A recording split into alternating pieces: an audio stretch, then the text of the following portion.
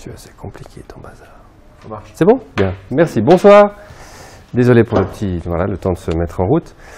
Je m'appelle Cyril Roiron, je travaille au département de l'instruction publique pour le canton de Genève. Et puis, on a fait un pas dans la direction de GNU Linux dans le canton de Genève sur les postes pédagogiques, donc tous les ordinateurs à destination des enseignants et des élèves. Et puis c'est de ça dont je vais vous parler ici, de ces dernières années, qu'est-ce qui s'est passé et qu'est-ce qu'on planifie pour l'avenir. Si vous avez des questions, n'hésitez pas, je la répéterai. Puis Alors, à propos pour cadrer, quelques diapositives pour cadrer, pour vous dire de quoi et de qui je parle. Je parle du département de l'instruction publique, de la culture et du sport. Donc c'est le canton de Genève, c'est l'école publique obligatoire. Voilà quelques chiffres pour vous donner un ordre d'idée de la taille. Donc école primaire, cycle d'orientation, c'est secondaire 1 et post-obligatoire. C'est un peu plus de 70 000 élèves, 7 000 enseignants. Il y a 13 000 postes pédagogiques en constante augmentation et plus des 3/4 de ces postes sont des PC, ce qui veut dire qu'un quart sont des Mac. Je travaille plus précisément pour le SEM, Service École Média, qui fournit un certain nombre de services aux élèves, notamment aux enseignants, notamment informatique, logistique, réseau, mais aussi il y a un service qui s'occupe de la formation, un autre qui s'occupe de prêt de ressources multimédia ou livresques. Et puis voilà.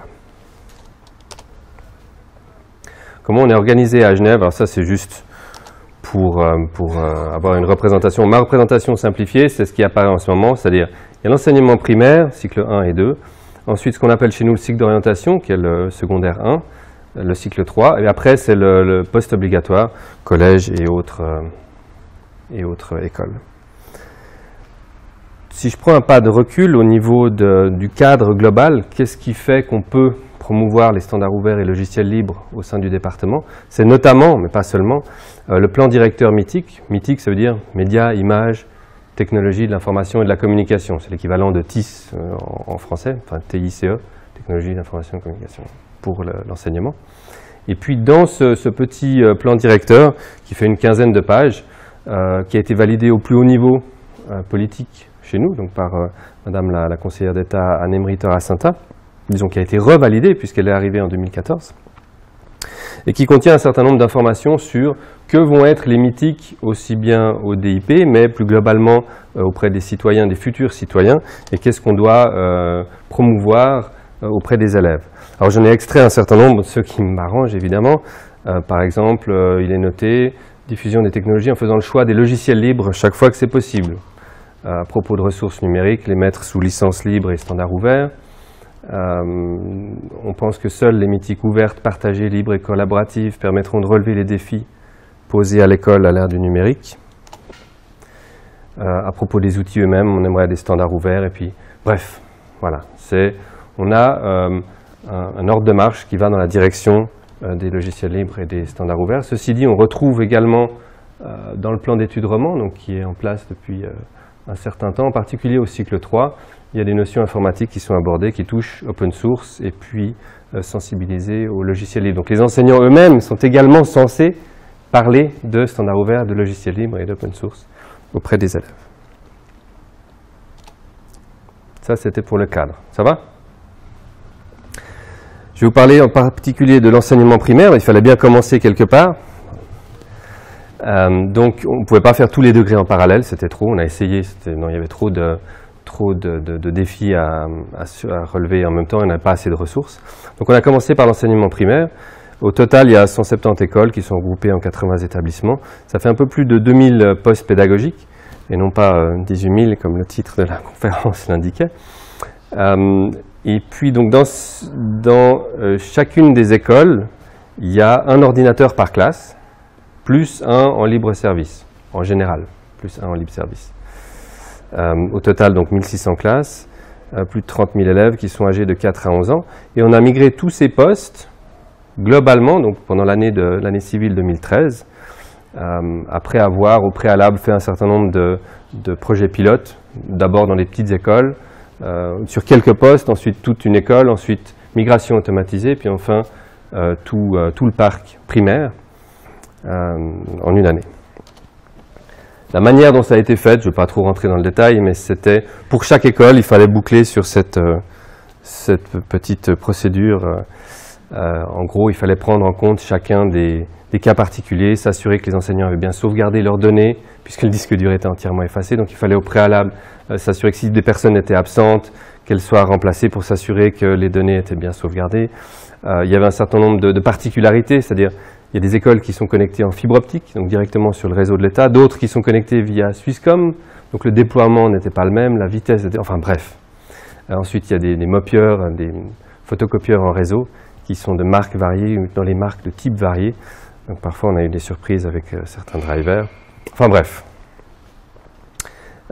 Finalement, ce qui a bien marché, c'était notamment de rencontrer les enseignants, c'est-à-dire, au total, j'ai fait une 50 précisément, rencontres dans 50 écoles différentes pour expliquer aux enseignants pourquoi on faisait ça, qu'est-ce que ça changeait et qu'est-ce qui allait leur arriver, parce que c'est quelque chose qui est quand même assez déstabilisant. A priori déstabilisant, mais on va le voir que ce n'est pas, comme dans d'autres domaines, ce n'était pas une révolution. En termes d'accompagnement, on a fait les choses en grand à ce niveau-là. Il y avait un dépliant, un recto verso, qui expliquait les principales caractéristiques du poste, c'est-à-dire qu'il y a 3 sessions, 2 pour les élèves, donc cycle 1, cycle 2, puis une pour le prof pour son travail administratif. Comment ça va se présenter l'interface, où est-ce qu'ils peuvent trouver de l'aide, etc. Quelques petits tutoriels vidéo de 2, 3, 4 minutes chacun sur des sujets très spécifiques dans l'environnement Ubuntu. Un guide plus complet pour celles ou ceux qui avaient besoin de se rassurer, donc une 40aine de pages plus détaillées avec des captures d'écran sur comment faire concrètement pour passer d'une session à l'autre, pour imprimer, etc., etc. Dans le site, la communauté Petit Bazar, il y a une 40aine de questions répondues, qui sont répondues régulièrement sur des sujets que nous posent les enseignants. Directement, depuis la configuration, on a accès à la liste de tous les logiciels qui sont installés dans les 3 sessions, avec régulièrement un petit descriptif un peu plus complet, et voire même des liens sur des activités pédagogiques pour savoir comment utiliser tel ou tel logiciel ou telle fonctionnalité.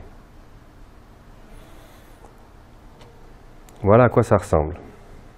J'ai pris une capture d'écran de la session cycle 1, donc les petits de première à la 4e année, juste pour vous montrer que ce n'est pas une révolution. Donc, on voit sur la gauche, il y a un petit doc avec les principaux programmes, disons ceux qui sont le plus fréquemment utilisés pour cette session-là.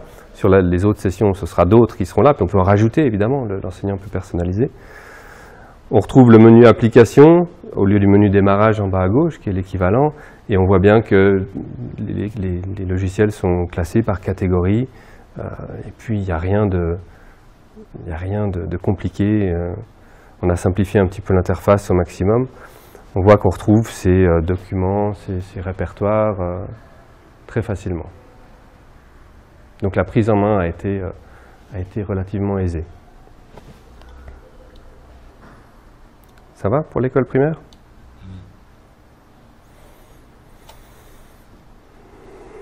Quelques mots sur le cycle d'orientation. Idem, mais légèrement en parallèle, avec un an de retard. Justement, je disais tout à l'heure, on n'a pas assez de ressources pour tout faire, tout mener de front.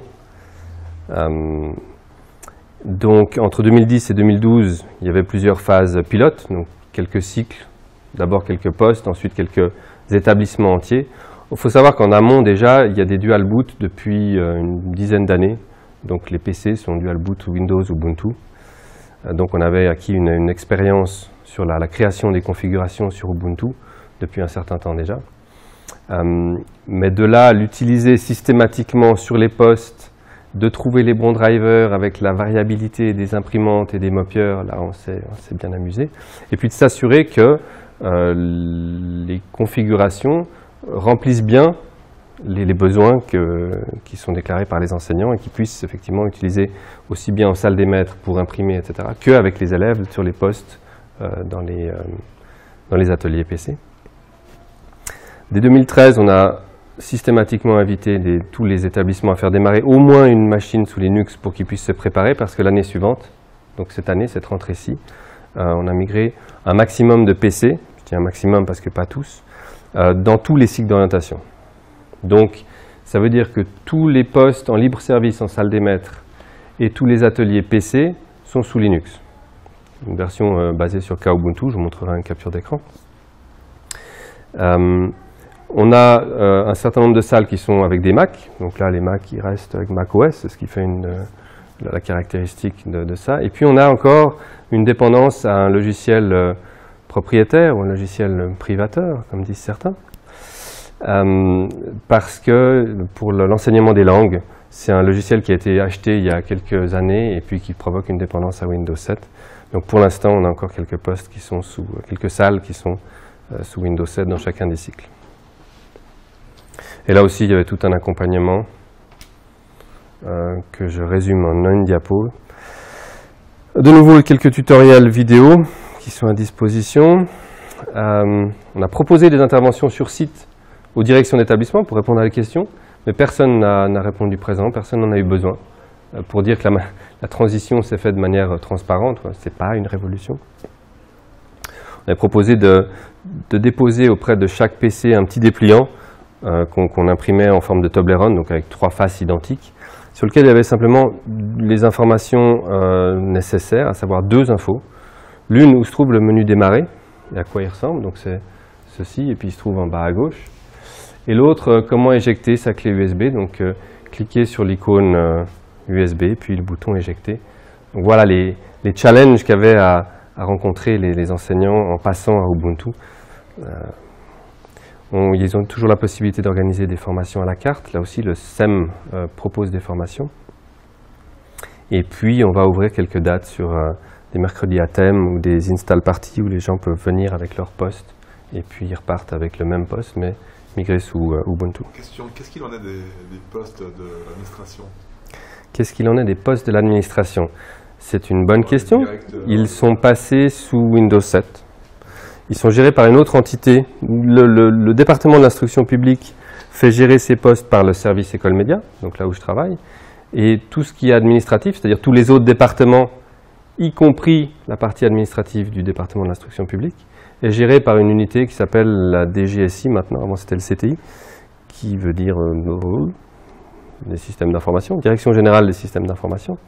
Et puis eux sont restés avec des outils qu'ils connaissent, à savoir, sont passés de Windows XP à Windows 7, et puis de ZCM à, je ne sais plus le nom. Ça ne crée pas trop de conflit de savoir que d'un côté on a des élèves qui sont sur Ubuntu, puis de l'autre côté d'avoir l'administration qui travaille sur Windows. Est-ce que ça crée des conflits d'avoir ces deux environnements en parallèle? Là où il y a des interactions qui doivent se faire, des échanges de fichiers en particulier, l'idée c'est de travailler dans le même outil. Peu importe le système d'exploitation, mais d'utiliser par exemple LibreOffice si on veut co-modifier un document, que chacun des deux réfléchisse à, quand je crée mon document, quel est l'outil à disposition de la personne qui va le recevoir? Si je suis un directeur et que je veux que mes enseignants remplissent le formulaire ou écrivent quelque chose dedans, je vais le faire en OpenOffice ou LibreOffice, enfin, format ODF. Donc, en termes techniques, si les gens jouent le jeu, ça ne pose pas de souci, mais du fait que sur les configs administratives et du fait des habitudes, beaucoup de personnes travaillent encore avec Word ou créent des docx. Et là, voilà, en consultation en général, ça marche plutôt bien, surtout maintenant avec la dernière version de LibreOffice. Mais en co-création, il vaut mieux utiliser un format natif qui soit le même et que les outils restent constants. C'est-à-dire ne pas croiser les formats et les outils, éditer un OXML avec du LibreOffice ou inversement.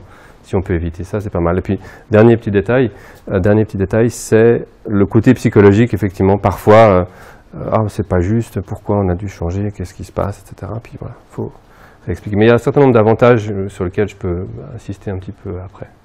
Oui? Comment se passe l'authentification? Il y a un serveur d'authentification du style Active Directory ou des choses comme ça. Et comment se passe la fourniture de services de fichiers? C'est aussi des serveurs qui tournent sur Linux ou bien c'est des serveurs... J'aurais dû prendre mon expert technique avec moi. Donc la question est serveur de fichiers et l'authentification. Alors, pour ce qui est des écoles primaires, il y a 3 sessions qui sont complètement locales, 3 comptes locaux. Donc, il y a prof, avec protégé par mot de passe, cycle 1 et cycle 2, qui, elles, ne sont pas protégées par mot de passe, mais les élèves n'ont pas accès à la session prof. Et pour ce qui est au cycle d'orientation, il n'y a que 2 comptes, il y a prof et élève. Dans un cas, il y a plus de droits pour installer des choses que dans élève.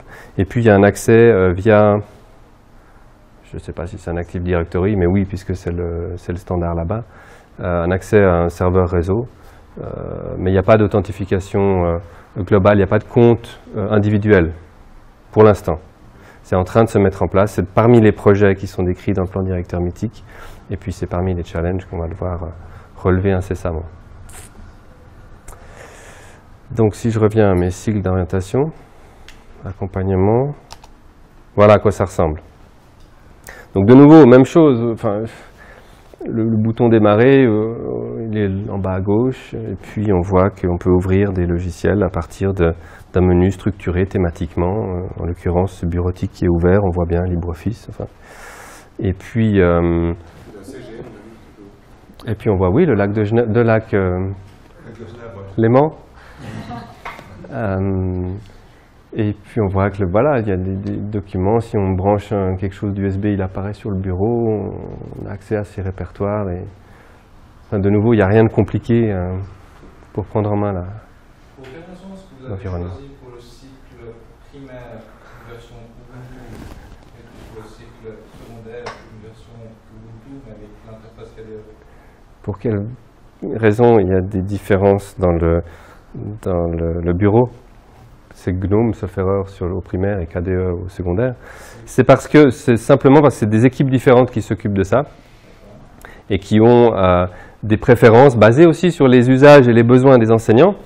Maintenant, je ne sais pas si on ne pourrait pas s'aligner. C'est un des objectifs, c'est de trouver une vision commune.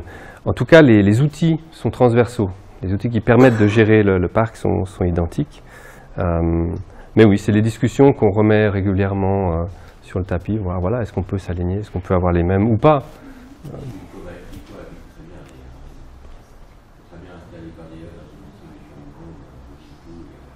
On pourrait avoir KDE dans GNOME, mais oui.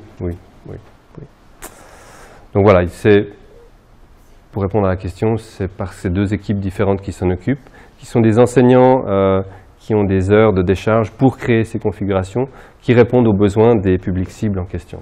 Plus une historique, plus des préférences personnelles. Le tout combiné fait qu'on a cette liberté comme ça, pour l'instant. Ça, c'est la session élève. Pardon? C'est la diversité. Tant qu'on arrive à les gérer, si ça nous coûtait cher en gestion, c'est-à-dire s'il fallait des outils différents, maintenir, là, ça ne serait pas très smart. Par contre, le fait que les outils sont communs, effectivement, ça nous permet cette diversité. Oui? Je ne sais pas si j'anticipe sur le relatif, mais d'abord, comment se passent les mises à jour de tout ce qui concerne ce problème-là? Est-ce que les enseignants vont installer des logiciels eux-mêmes? Très bonne question. Puisque il y a des règles particulières de la part, notamment dans ce qui m'intéresse l'école primaire, de la part de l'école primaire pour des choses précises.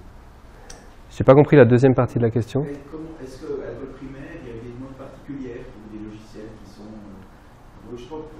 j'imagine que le dyslexie, par exemple, ou bien des softwares un peu... Tout à fait. Alors, la question est, comment faire pour installer des logiciels ou est-ce qu'il est possible de mettre à jour le système d'exploitation? Oui, c'est une bonne question. L'organisation n'est pas la même entre les écoles primaires et puis le cycle d'orientation. Au primaire, la session prof a non pas des droits d'administration, mais le droit d'installer des logiciels depuis la Logitech.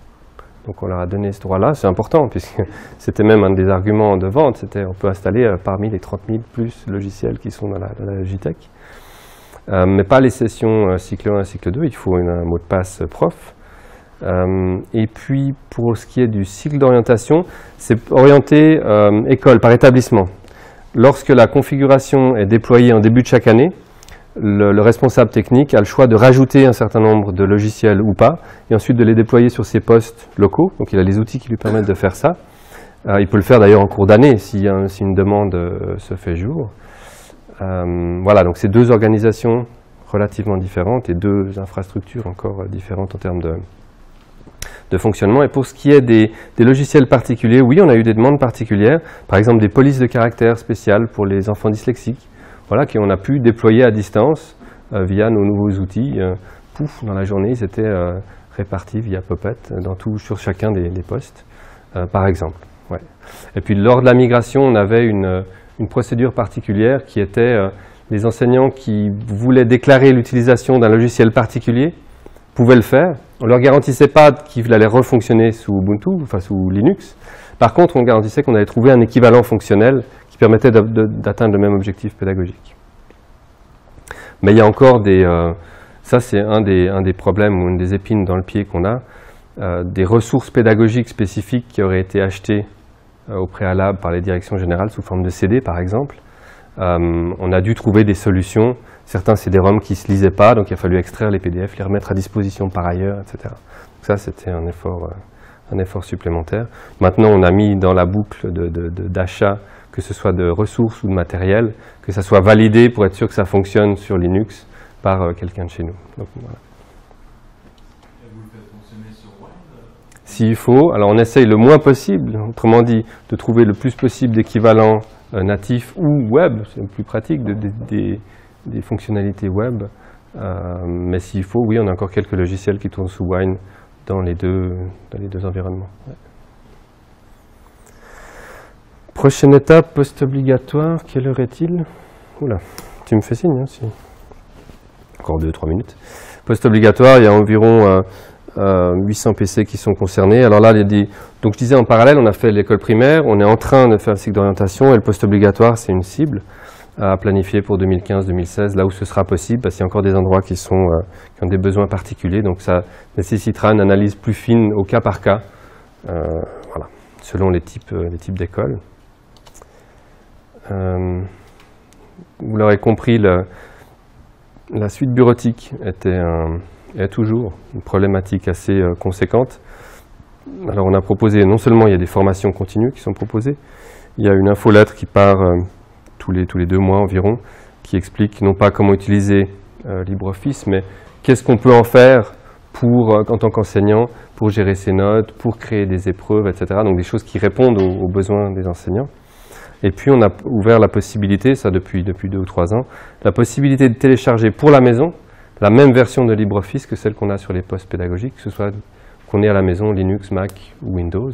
On peut avoir la même version, donc on s'assure une intégration et une continuité, avec aussi les clipart, les dictionnaires et paramétrés comme sur les postes pédagogiques. Pourquoi j'ai gardé le clic là? En quelques mots, on a rencontré évidemment des problèmes. En particulier, ben voilà, Microsoft Office, c'était difficile. Les gens qui ont l'habitude ou qui ont un paquet de fichiers doc, d'utiliser LibreOffice ou OpenOffice à l'époque. Mais ça, c'est pas lié à Ubuntu, c'est lié au fait que, en fait, il n'y a pas Microsoft Office sur les postes pédagogiques. Il n'y a jamais eu, officiellement. On a eu quelques problèmes de jeunesse, typiquement les pilotes d'imprimantes. Le parc d'imprimantes est tellement varié qu'il y a parfois on a eu des mauvaises surprises avec des lenteurs d'impression ou bien des drivers qui étaient qu'à moitié traduits. C'est en train de se résoudre quelques problèmes techniques, par exemple un lecteur réseau qui refusait de se remonter systématiquement, donc il a fallu trouver des solutions. Compétences informatiques parfois limitées, qui nous a permis justement de remettre l'ordinateur au centre de soucis mythiques que les enseignants ont pu s'approprier. Et parmi les avantages, voilà, ce coup de projecteur que l'ordinateur comme outil pédagogique peut devenir. En termes de dynamique de projet, le fait de mettre tout ça en place, ça nous a forcé à communiquer aussi bien au SEM lui-même, dans le service école média, les différents services, qu'avec les enseignants. Et puis l'uniformisation du parc a quand même un certain avantage, c'est-à-dire on peut gérer à distance, s'assurer que tous les postes sont dans le même état à un temps T, alors qu'à l'époque, en particulier dans les écoles primaires, un ordinateur il était déposé dans la classe, il était retiré 5 ans plus tard par un autre ordinateur. Mais la config n'avait pas bougé, les logiciels n'étaient pas maintenus, alors que là on peut tout faire à distance. Et puis le côté formation. Donc quand un enseignant passe d'un endroit à l'autre, il a la même configuration avec les mêmes logiciels. Puis la formation est facilitée aussi. Oui ? Quels sont les outils que vous avez utilisés pour déployer un parc informatique aussi bon? C'est une bonne question. Qu'est-ce qu'on a là? Quels sont les outils qu'on a utilisés pour déployer? On peut regarder ensemble après. J'ai pas la réponse en tête. Il y a Puppet, il y a... Regardez après, c'est une question technique. Volontiers, c'est une question technique qui... J'ai la réponse quelque part. Donc moi je suis là devant vous aujourd'hui, mais c'est toute une équipe derrière, aussi bien technique que pédagogique, donc des enseignants, enfin bref, toutes ces personnes, on n'aurait pas pu le faire. Et puis voilà, j'ai terminé. Merci.